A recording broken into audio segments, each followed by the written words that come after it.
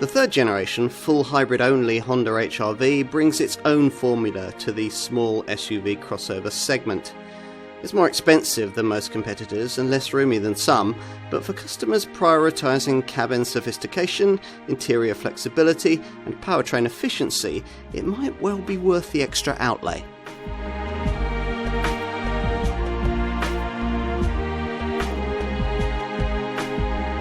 It's taken some time for small SUVs to fully get on board with the current electrified automotive zeitgeist, but things are gradually changing. Take this car, Honda's third generation HR-V, now only available in eHEV full hybrid form. The Honda HR-V hasn't previously set the world alight. The original version of 1999, dubbed by Honda the Joy Machine, was very much an outlier model, an oddball that back then appeared to be the answer to a question that nobody had yet asked.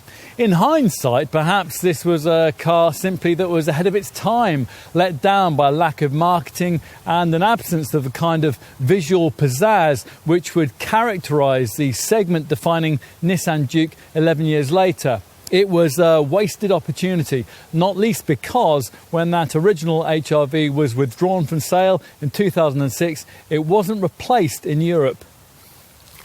By the time the successor model was launched in 2015, the market had moved on dramatically and the small SUV crossover segment was booming. Yet even after a far-reaching update in 2019, sales were relatively modest, partly because the Mark II design lacked the overtly fashionable looks of trendier segment rivals, partly because Honda's price positioned that car towards the top end of the small SUV sector, and partly because production numbers were limited by the Mexican factory's priority to satisfy the American market. In the meantime, the segment has grown considerably, with almost every brand these days offering a model in this sector. There's now more choice in how your small SUV or crossover is propelled too. In this class, diesel is these days very much a niche option. You're much more likely to be choosing from petrol, mild hybrid, full hybrid and plug-in hybrid models. And this intensely competitive marketplace is where this third generation Honda HR-V has to compete. This car was launched in late 2021. But it does at least offer something different. As is often the case with Honda, the HR-V brings its own formula, a full hybrid-only SUV with fresh looks and what's claimed to be one of the most family-friendly and flexible interiors from a larger-than-class average body shell. But it will need all those attributes because it is positioned at the upper price end of the segment. With the competition fierce, does Honda's contender have what it takes to warrant some serious consideration here? Well, Car and Driving's road test, the industry's most comprehensive review, will find out.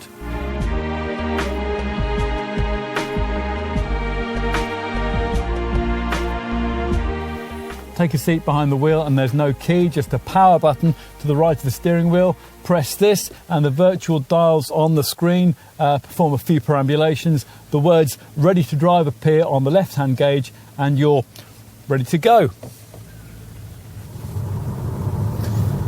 You don't tend to expect too much in terms of drive dynamics for a car in this class, particularly from a full hybrid, which is what this car now has to be, and particularly from a Honda HR-V, which was a bit of a pleasure-free zone in its last generation form.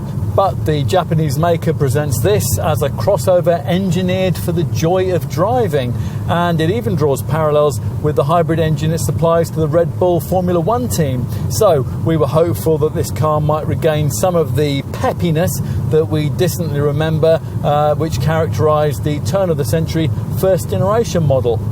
It's fairly clear from the get-go, though, that this is a car for pragmatism rather than performance, although that doesn't mean it can't be enjoyable in its own way.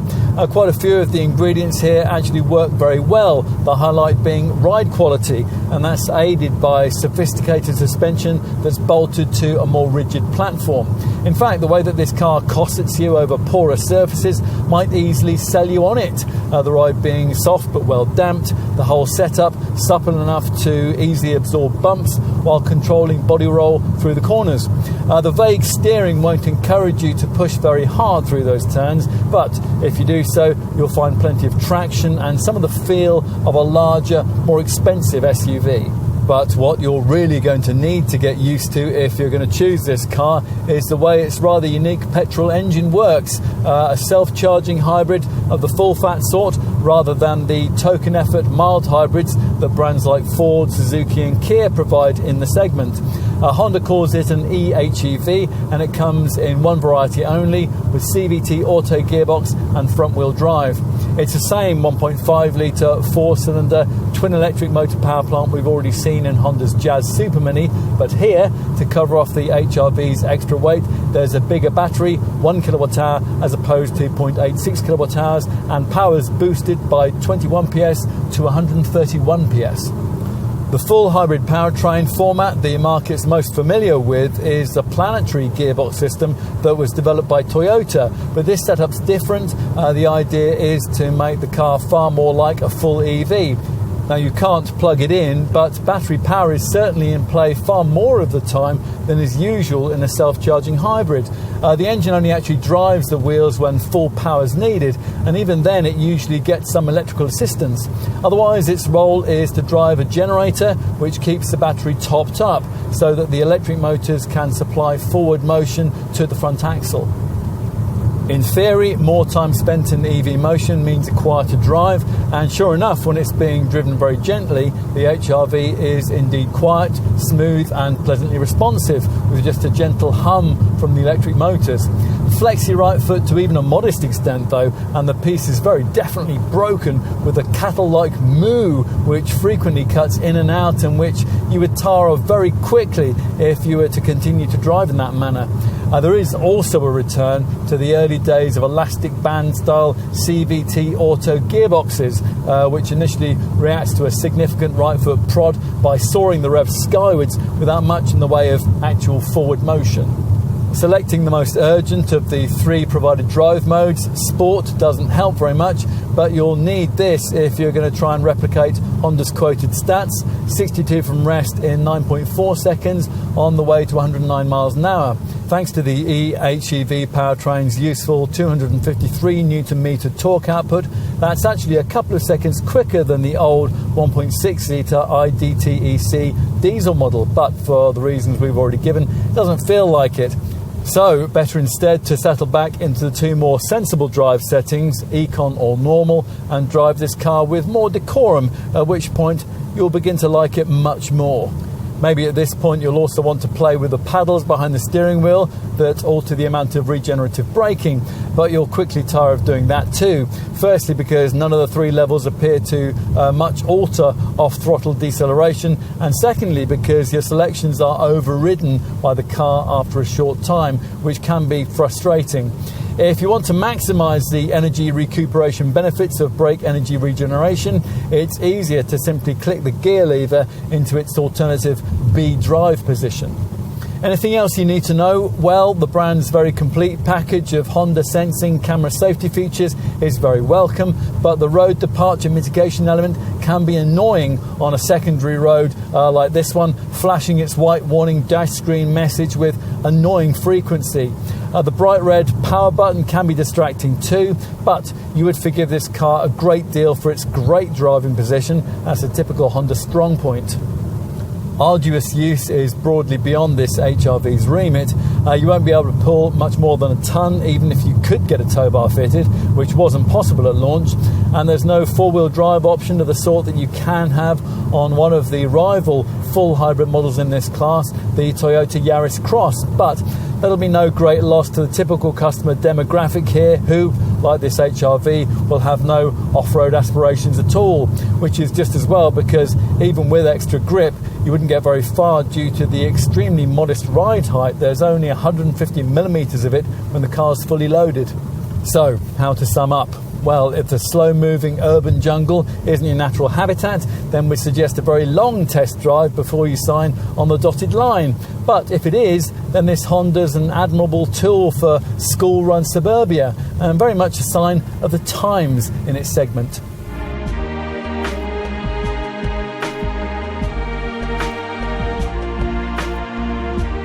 Here's a car that's very much of the moment, a crossover SUV which combines this genre's higher stance with a raked rear window and design details likely to appeal to many customers in the market for a smallish SUV offering a reasonable combination of practicality and panache. Although it shares its underpinnings and much of its engineering with Honda's Jazz Supermini, the HR-V is, to all intents and purposes, a clean sheet design.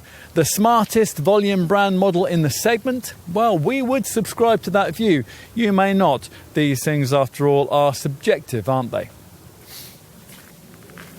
An unusual touch here at the front is this body-coloured grille, although there is the option of having it finished more conventionally in black if you'd prefer. For reasons we don't really understand, top advanced style models get it with a curious Russian flag-style coloured motif.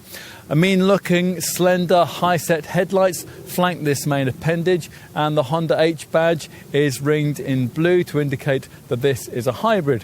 Further down, a nearly full-width honeycombed air intake is flanked by fog lights on higher spec models, and there's a silver mock skid plate below in an attempt to create a more rugged appearance. If you're wondering why this Honda costs a bit more than obvious rivals, get out your tape measure. It's 110mm longer than a Renault Captur E-Tech 145, 135mm longer than the Hyundai Kona Hybrid, and a full 160mm longer than the Toyota Yaris Cross. It's also 20mm lower than the previous generation HR-V, with a 20mm reduction in front and rear overhang length too. Compared with the competitors we just mentioned, this Honda is quite unfussy in profile, a single crease running from the base of the clamshell bonnet across the front door handles and into the rear lights. The neat appearance is accentuated by hidden rear door handles and the large 18-inch wheels that you have to have across the range. These sit in black plastic-clad arches which are accentuated by circular upper creases.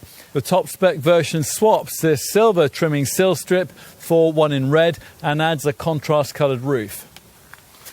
The back is equally neat and understated, with slim wraparound rear lights and an even slimmer bar running between them, part rear light and part contrasting trim, with another blue-tinged Honda H badge in the centre.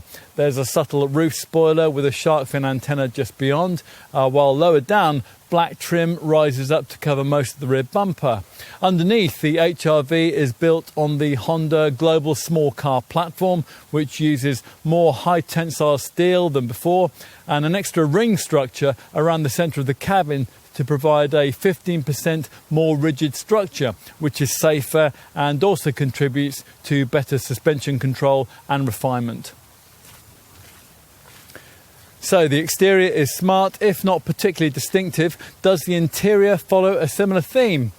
Let's find out. Anyone switching from the previous generation HR-V will feel they've jumped forward a decade.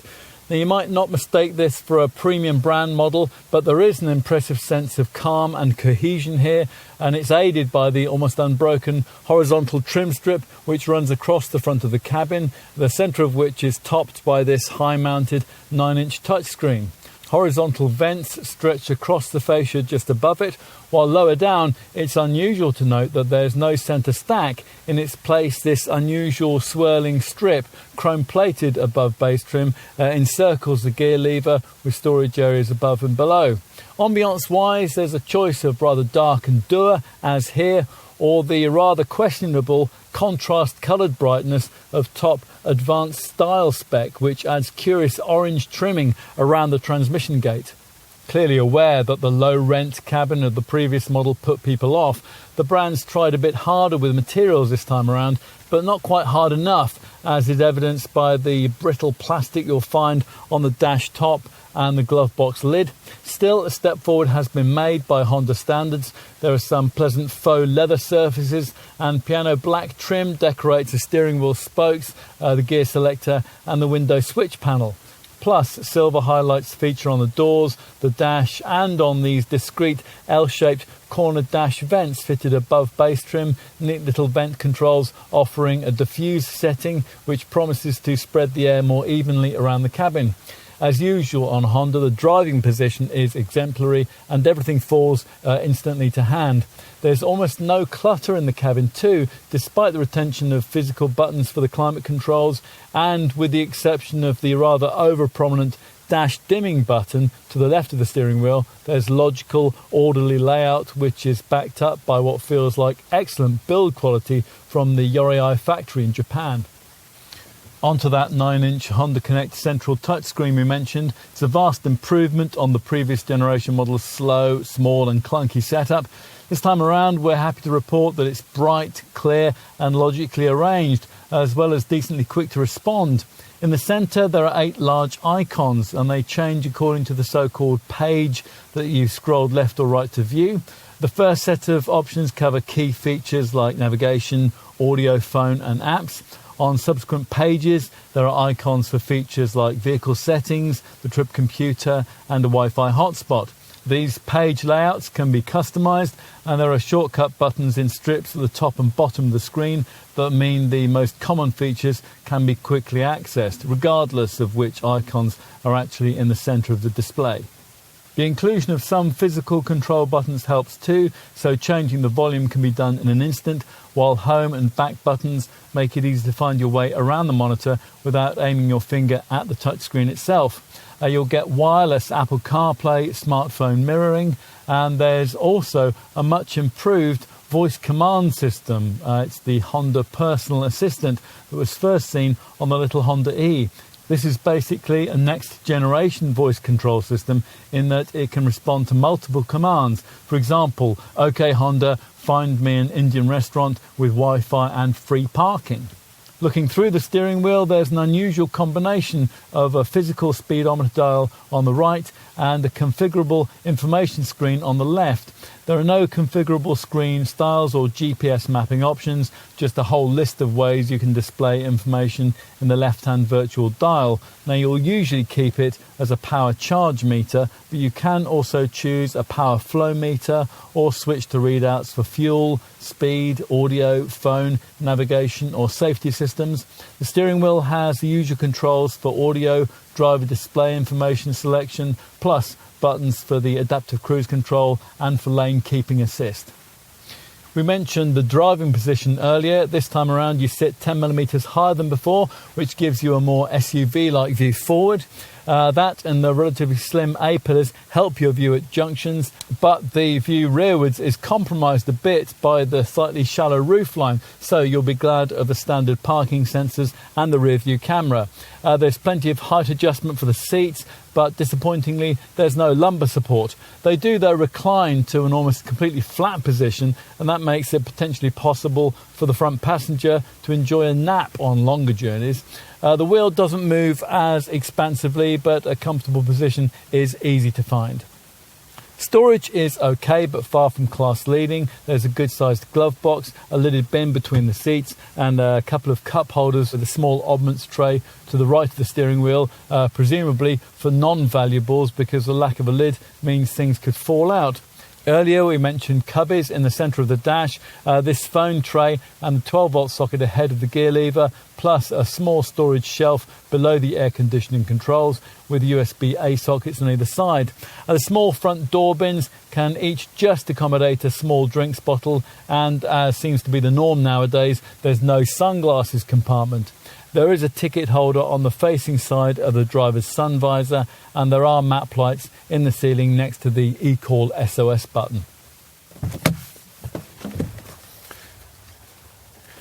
Let's move now to the rear, where, as I mentioned earlier, the doors are accessed by these hidden upper catches, loved by East seats but loathed by short children. We've already mentioned that the HR-V is longer than its key full hybrid rivals, so in theory there should be plentiful room in the back. Let's find out if that's the case. Well, there's certainly plenty of legroom, helped by a lot of space between the floor and the bottom of the front seats. In fact, there's 35mm more legroom than there was in the previous HR-V, and the seats themselves are nicely contoured, although not super supportive. The outer two positions are, of course, very much the preferred place to be. Anyone seated in the middle will find themselves perched on a rather flat and raised cushion and reaching for belts integrated into the ceiling, although at least they'll have some leg space because of the flat floor and the positioning of the centre console here. Headroom might be at a bit of a premium for taller folk. You can blame the so-called sporty roofline for that. And the headrests are of the kind that dig into your neck or back unless they're raised upwards. The passenger sat behind the driver may need to be careful they don't drop anything into this curious gap next to the belt buckle at the base of the seat.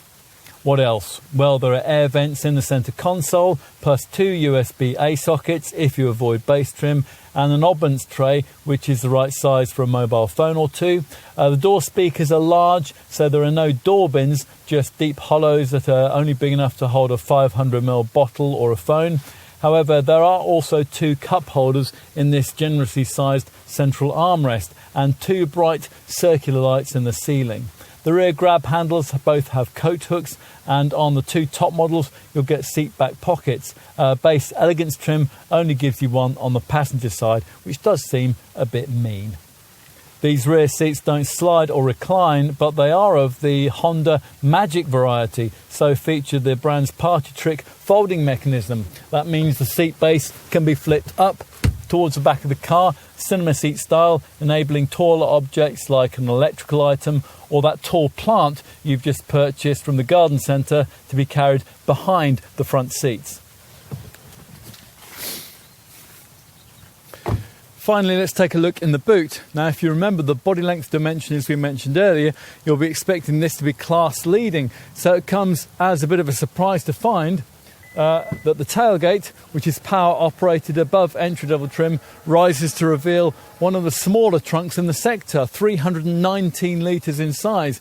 It's not much worse than the 326 litre capacity which is on offer from the Renault Captur E-Tech Hybrid 145, but it's some way down on the 374 litres provided by the Hyundai Kona Hybrid and the 397 litre figure somehow offered by front-wheel drive versions of that little Toyota Yaris Cross. At least the opening is wide and deep and the lips pleasingly low, which should make it easy to move heavier or bulkier items in and out. It's worth also twisting your dealer's arm to throwing this durable plastic load liner we've been trying here. Without that in place, you'll be able to lift the leading edge of the cargo base and access the narrow underfloor compartment, which adds an extra 16 litres of capacity. Everything behind is taken up by the drive system, so there's no space for any sort of spare wheel. The boot is certainly practically sized with a recessed area to the left, lights on both sides, 4 tie-down points and a bag hook on the left. The mesh upper tonneau cover sits on runners, so it'll conceal luggage even when it's loaded up to the window line, although it does feel rather flimsy. It's a shame Honda hasn't included either a ski hatch or a 40-20-40 seat back split. As a result, if you have a couple of rear passengers, longer items will have to go on the roof.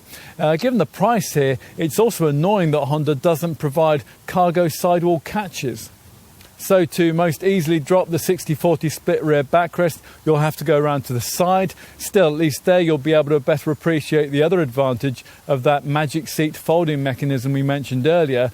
This neatly cantilevers the seat base when it folds, so you get a completely flat load area, although it's still not a very large one. The 987 litre figure is 200 to 300 litres down on some rivals.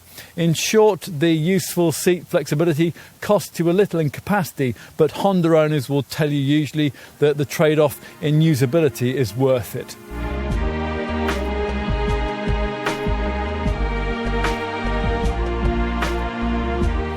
HR-V buyers get a straightforward choice of 3 trim levels, all offered with the same full hybrid powertrain. We'll quote launch prices applicable at the time of this test in early 2022. The range starts off with Elegance trim, that's priced at around £27,000. Another £2,200 or so gets you into this mid-level advanced variant, while the range-topping advanced style version costs just under £32,000. In terms of the Honda SUV hybrid range, the HR-V slots in between the little Jazz Crossstar, that's priced from around £24,000, and the mid-sized CR-V, which is priced from around £31,500. If it's an HR-V you want, competition from other brands will be models at the upper end of the small SUV segment. And there aren't that many in this class that can also offer the kind of full hybrid self-charging powertrain that you get here. Don't be diverted by cheaper so-called hybrid models in the segment, which actually only offer mild hybrid technology. Cars like the Ford Puma, Kia's Stonic and Suzuki's Vitara and S-Cross. That's not the same thing at all. The kind of full hybrid powertrain we have here delivers a completely different level of tech, the main difference being that it allows the car to run on battery-only drive for short periods. Now, at the time of this test, only 4 other small crossover contenders in this class could offer that kind of powertrain. There's the Renault Captur in E-Tech Hybrid 145 form, the Hyundai Kona in 1.6-litre full hybrid guise, and 2 models from Toyota, the Yaris Cross and the CHR.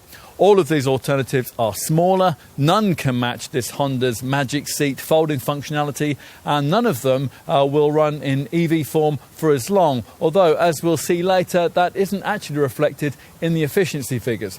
Most, though, are cheaper than an HR-V.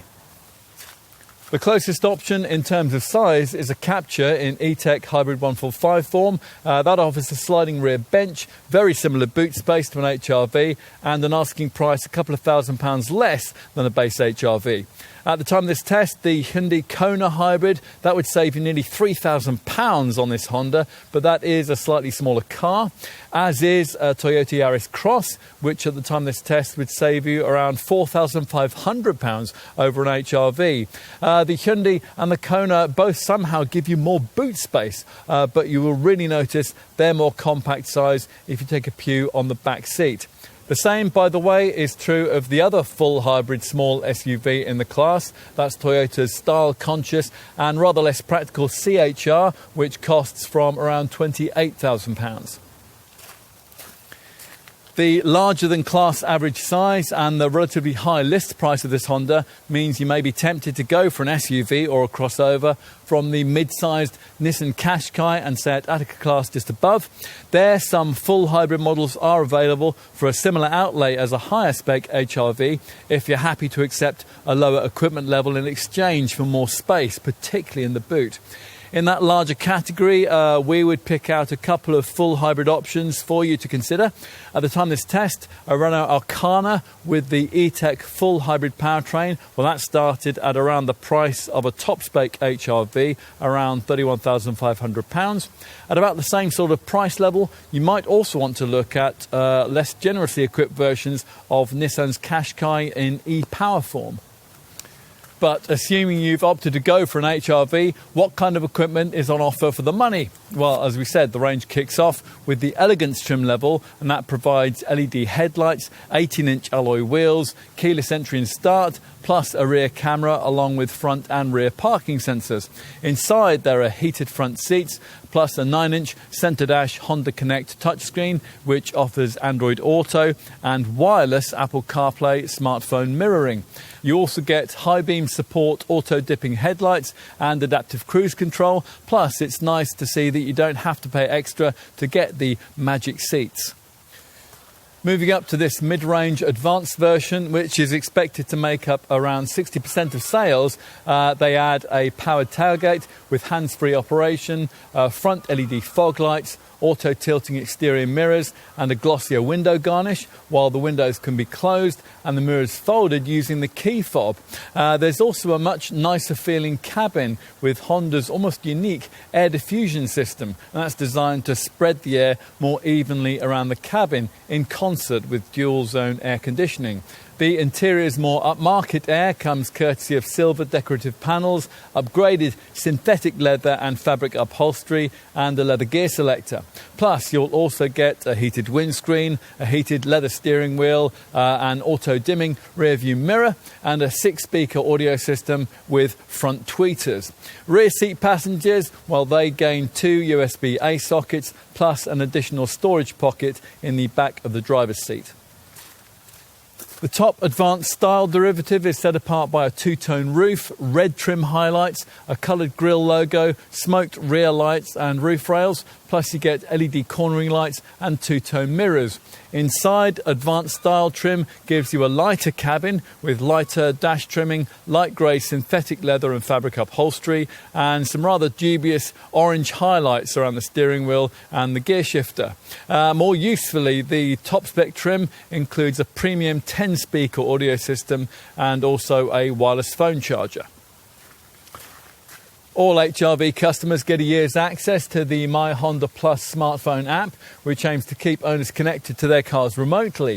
Like most such apps, this one can let you lock or unlock the car from wherever you are, and it'll alert you if the alarm goes off. The app also provides location monitoring and car tracking via GPS to provide anti-theft peace of mind, and an intelligent geofencing feature which allows preset geofence zones to be activated so that if you should loan the car out, say to your son or daughter, you'll be alerted on your smartphone if they've ventured too far in it. The app will also allow you to plan journeys in advance on a phone or a tablet and then download them directly into the car when you get into it. Also available for the first year is a digital key feature. That makes it possible to use a smartphone to lock and unlock the car's doors, to turn the power on, to operate the windows, and to receive status notifications.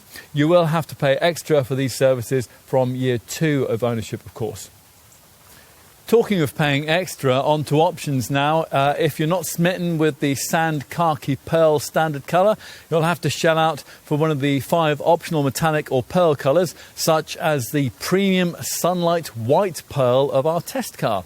And the only other factory options offered are also primarily cosmetic, comprising 18-inch wheels in different finishes and a premium upholstery option which finishes the seats in a combination of classic grain leather and an Alcantara-like soft material called Alston. If you want a more dynamic look and feel for your HR-V, Honda wants you to consider its 4 styling packs. Now, 2 of the packs allow you to change just the exterior. The Sport Pack introduces a different front bumper and a black front grille, together with rear decoration, side lower decorations and a tailgate spoiler extension. The alternative Obscura Black Pack, that also gives you the black grille plus lower decoration at the front, the rear and around the fog lights, along with a set of door mirror covers and a tailgate spoiler extension.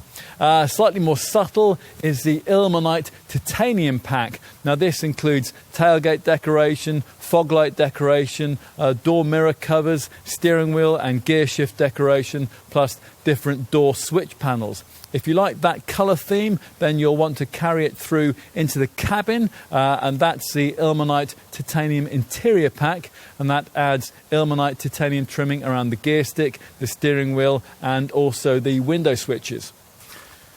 There's also a wide variety of accessories available for the HR-V, with a focus on enhancing practicality. The Cargo Pack gives you a boot tray with dividers, tailgate illumination and boot sill decorations. We've got a straightforward anti-slip boot tray on this test car, and you could add in a roof carrier, crossbars and a dog guard. An illumination pack gives you footwell spotlights and illuminated door scuff plates, and you can also add premium floor mats, rubber mats, tailgate illumination, rear privacy glass and USB chargers in the rear if your HR-V doesn't already have those. You can also add side body trims, a windscreen cover for icy mornings and a dash cam drive recorder. There was unfortunately no tow bar available though at launch. On to safety now. The HR-V is built around the same global small platform structure as the smaller Jazz, using much the same very strong ACE body structure. The letters stand for Advanced Compatibility Engineering. This uses a network of connected structural elements to distribute crash energy more effectively through the front of the vehicle in the event of an impact. And that reduces the forces that are transferred to the passenger compartment. As for camera safety kit, well, the brand's really upped its game in recent years here, thanks to its Honda sensing technology. Proactive safety equipment featured quite prominently on the last generation HR-V model, but there the active features were driven by a radar system. A wide view camera can offer much more these days when it comes to this sort of thing. So Honda has provided that here, and that enhances the safety system's field of vision, and it allows more nighttime operation. For example, the collision mitigation braking system, that is Honda's autonomous braking setup, and that replaces the previous city brake active system. This can now detect pedestrians when there's no street lighting, and it can alert the driver when it detects errant cyclists. In addition, collision mitigation braking now applies the brakes when the HR-V cuts across or turns into the path of an oncoming vehicle. As we mentioned earlier on, a high beam support auto dipping headlight system. Now that works over 25 miles an hour, and adaptive cruise control, they are also standard. If you've driven the previous generation HR-V, you'll also quickly note how this one's road departure mitigation system now notices when you veer towards the road edge too, although it is rather too eager to alert you on secondary roads. It will also operate if you cross lane delineating centre lines without indicating, in which case a lane keeping assist system will gently steer you back to where you ought to be. Traffic sign recognition, that is now another standard part of the sensing package, and in this case it's a bit different because two road signs can be displayed at one time, one for speed, another for highway instructions, no passing or no entry, for example. This traffic sign feature also drives this HR-V model's intelligent speed limiter. From the traffic sign recognition system, this setup knows what the prevailing speed limit is, and once it's set, it won't let you break it unless you persist on the throttle. Theoretically, it might make speeding tickets a thing of the past. What else? Well, low-speed braking control uses sonar sensors at either end of the vehicle to detect if there's a danger of a potential collision with a wall or another obstacle during manoeuvring. Plus, it'll arrest the car and stop it from hitting something if the throttle's applied with too much force. An associated front and rear collision mitigation throttle control feature, that works in much the same way. Avoid base elegance trim, and you'll get two further camera safety features. There's blind spot information. Now this stops you from dangerously pulling out if there's a vehicle in your blind spot. And there's also a cross traffic monitor, and that warns you of oncoming vehicles when you're reversing out of a space. As for passive safety features, well, we're a bit disappointed to see that the front seat doesn't feature the clever centre airbag that you'll find in the smaller Jazz. This activates in a collision to reduce impact caused by contact between passengers. There's no knee bag either, although of course you do get the usual driver and passenger airbags, plus front side full length side curtain bags. Also standard are tyre pressure monitoring, the usual e-call and emergency stop signals, as well as whiplash lessening front headrests, plus hill start assist and hill descent control, which will help you on steep slopes and low grip surfaces. 3 rear ISOFIX mounting points are fitted with top tethers for the outer 2.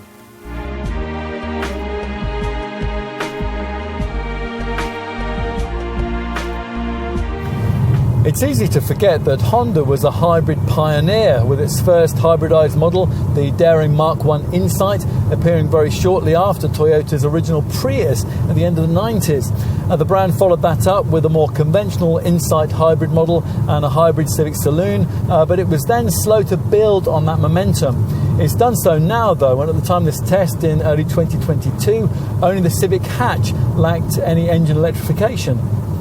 As we've said elsewhere in this film, you shouldn't confuse the full hybrid tech offered here with the token mild hybrid tech offered elsewhere in the segment.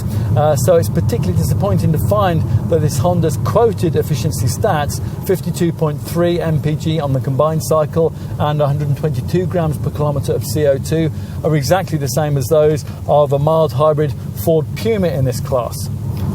Presumably that is down to this HR-V's extra size and weight. Whatever the truth though, those stats leave this car well short of the readings that you could expect from the three other main full hybrid contenders in the segment. And that's hard to understand given Honda's insistence that its eHEV system is more sophisticated and leaves you in all-electric drive for longer. But be that as it may, the Toyota Yaris Cross manages up to 57.6 miles per gallon and 116 grams per kilometre of CO2. Choose the Renault Captur E-Tech 145 hybrid and the figures are up to 56.5 miles per gallon and 113 grams per kilometre. For the Hyundai Kona hybrid, you're looking at up to 57.6 mpg and 112 grams per kilometre.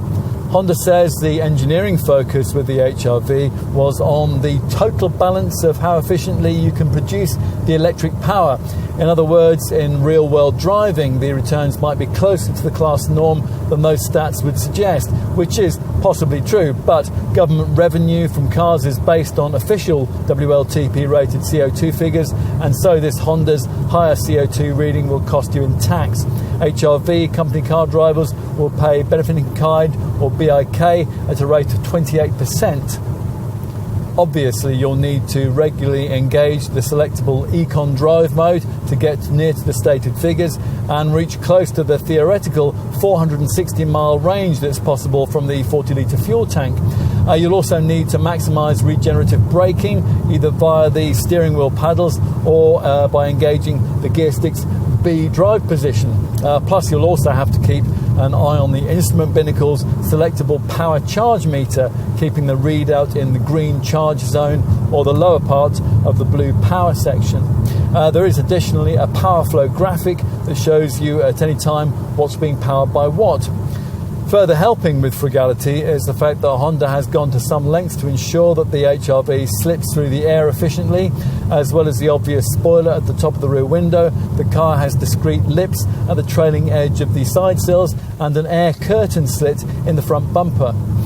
What else? Well, the 3-year, 90,000 mile warranty is better than the package that you'll get from most competitors.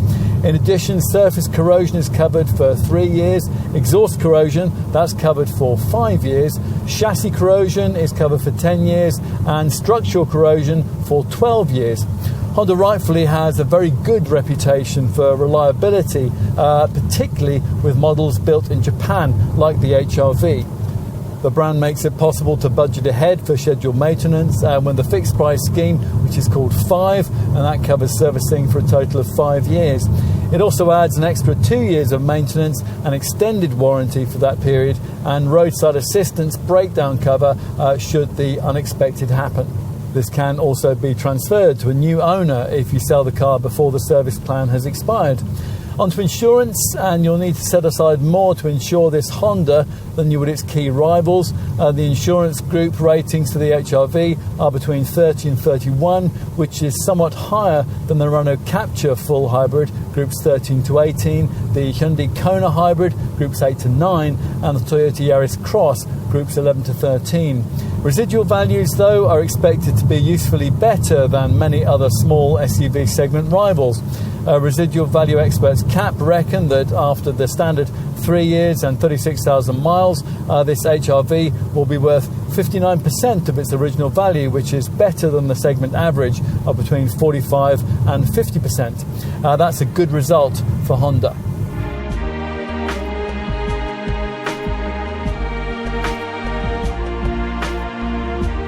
This third generation HR-V represents probably the most important step so far in the company's plan to electrify all its mainstream models. It certainly has a level of engineering sophistication which makes both its predecessor and most current small SUV rivals look rather old-fashioned. But you pay a price for that. It'll be interesting to see just how many segment customers are prepared to front up for it. Those that are will get themselves one of the most advanced and practical small crossovers on the market, with something old, the clever rear magic seats, and quite a lot that's new, the uniquely configured hybrid powertrain and the minimalistic dash with its much improved infotainment tech. We suspect that the HR-V will either seem perfectly suited to you or oddly compromised. If you're looking for an easygoing companion that delivers a high degree of comfort and efficiency above that of conventionally powered alternatives, then this could be the car for you. However, you'll just have to be as easygoing, because demands for acceleration introduce a level of noise which is a stark contrast to the sophisticated, calm cabin and the impressive ride quality. Still, there are compensations, primarily that clever magic seat system, which allows you to carry tall items which you would have to either lay flat or leave at home with rival SUVs. That makes up for the surprisingly small boot, some scratchy elements of cabin trim, and efficiency figures which, although they're frugal, aren't quite as good as we'd hoped and lag a bit behind rivals. For all that, though, quite a few will see this Honda as a smarter choice, both in the driveway and in terms of its concept cleverness. The brand still isn't importing enough for it to become a mainstream choice, but then this was never going to be a high-volume model. It would instead appeal to those who are in search of the cleverest and most versatile car of this kind. High fashion is all very well, but its charms do tend to fade. We think the appeal of this Honda is less likely to.